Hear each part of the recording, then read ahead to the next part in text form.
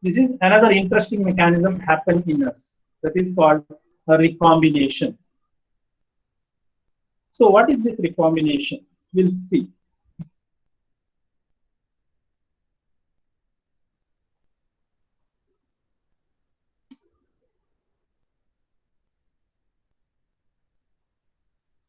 So it's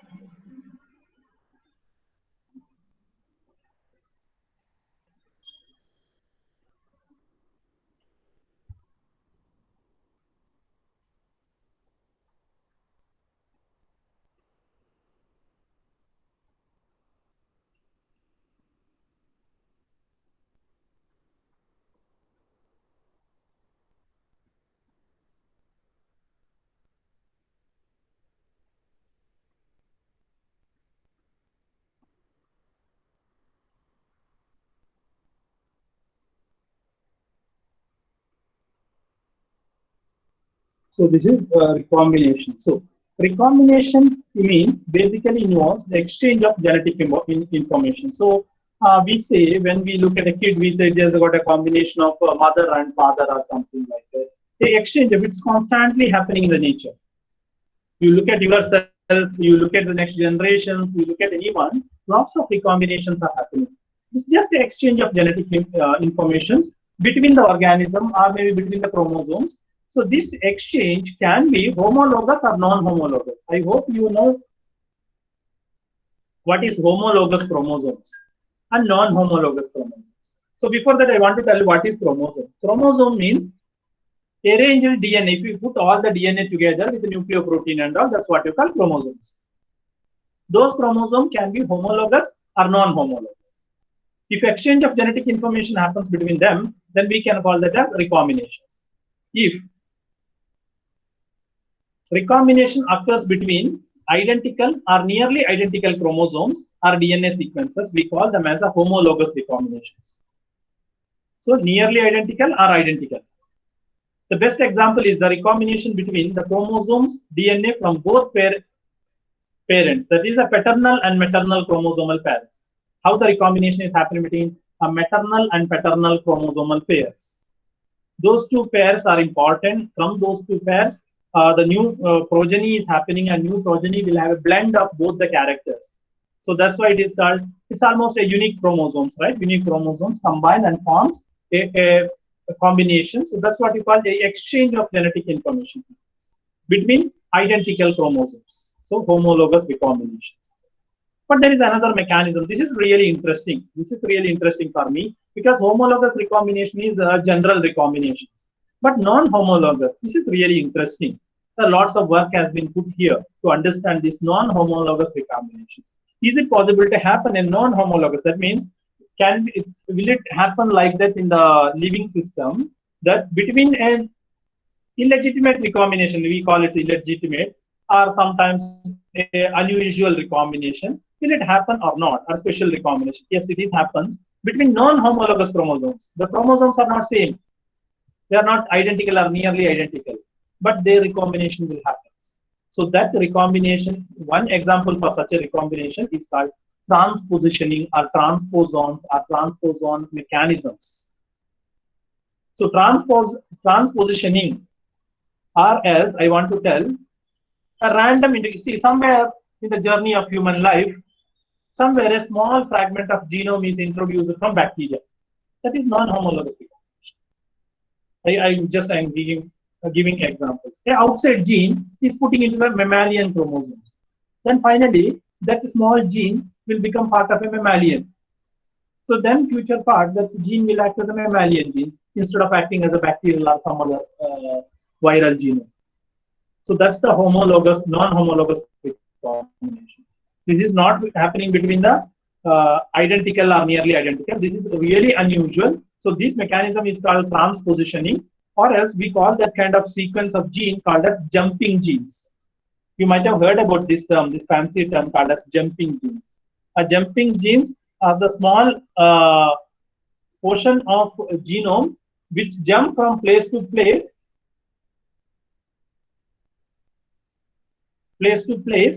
and it introduces a random characteristic. So that's why it is called a special type of sequence is introduced. That may be good or bad. That's consequences we don't know, but it is there. This mechanism is happening. So recombination means basically exchange of genetic information. This can be homologous or non-homologous. Homologous means between identical or nearly identical chromosomes. If exchange happens between identical or nearly identical chromosomes. Example is a paternal and maternal chromosome exchange. If it is non-homologous means it is some kind of special, unusual way of recombination where non-identical are completely different chromosomes. That means some outside gene is introducing into human chromosomes. That mechanism we call transpositioning. That gene we call transposons. We call that gene as a transposons. Today, I would like to discuss a bit about this non-homologous recombination. Homologous recombination I will take in the next class, but today I am going to discuss about non-homologous recombination. So we will read this important thing. The recombination process without any special homologous sequence of DNA is regarded as non-homologous recombination. Transposition is primarily involved the movement of specific piece of DNA in the genome. Transposition is one of the non-homologous recombination mechanisms where a gene will jump from one place in the chromosome to another place in the chromosome. Maybe one end to another end, from one chromosome to another. We don't know. Destination we don't know. These genes will keep on jumps. Who work? That is this lady. This lady is very interesting lady. Okay. So this lady initially put forward a mechanism called jumping genes, transposons. Many laughed at her. She discovered it in maize. Barbara McClintock. I hope I told in the class also. She was considered as one of the rejected scientists, but still she could prove it. And after decades and decades, the people found out, yes, what Barbara McClintock is told in 1950 is correct. Then she has been given Nobel Prize, I feel, for this great discovery. Because this mechanism was, she observed the color variation in maize. So from there, she was asked, then she asked herself, what is the reason for this color variation in maize? Might be some kind of genes are moving from here to there, color genes.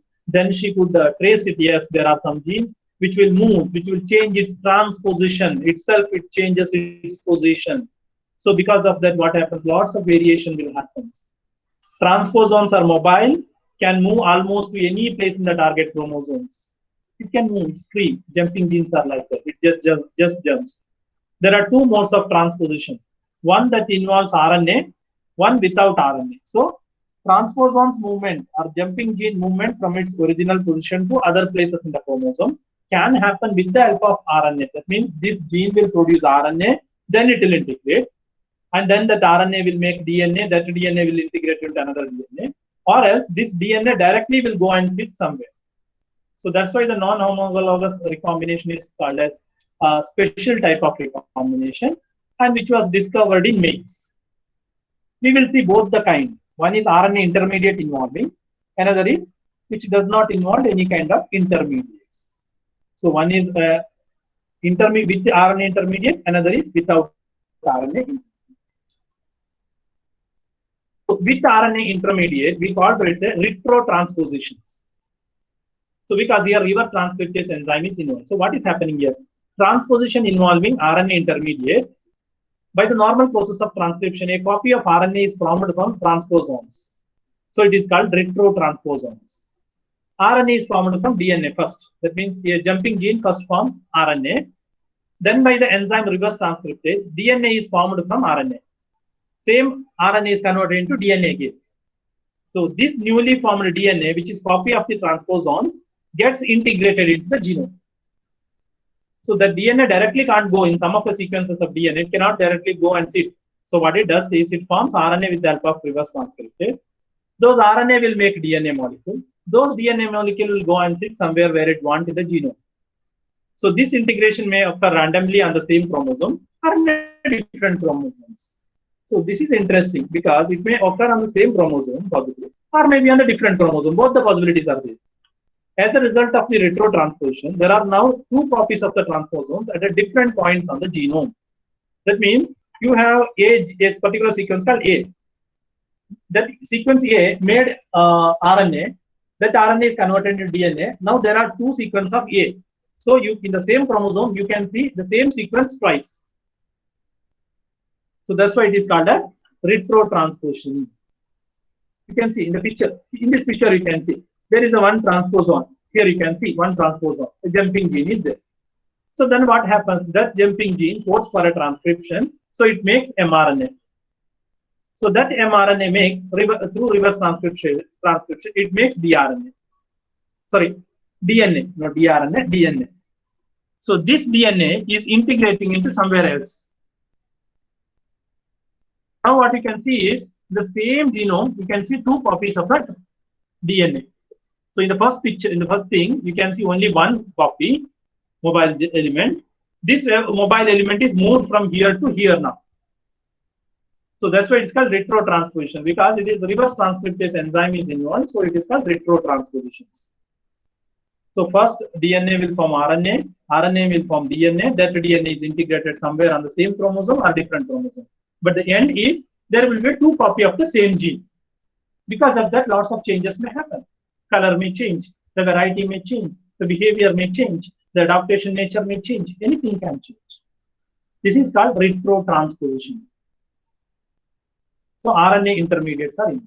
So that's why it is called jumping gene, because the gene formed another copy and jumped from its original position to another position.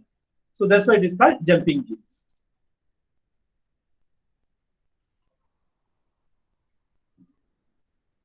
So next transposition is called DNA transpositions. Here transposons are capable of direct transposition. That means DNA itself is going, no need of forming any RNA. Directly DNA will split from that place, excise itself from that place and join somewhere. This may occur either by a replicative transposition or conservative.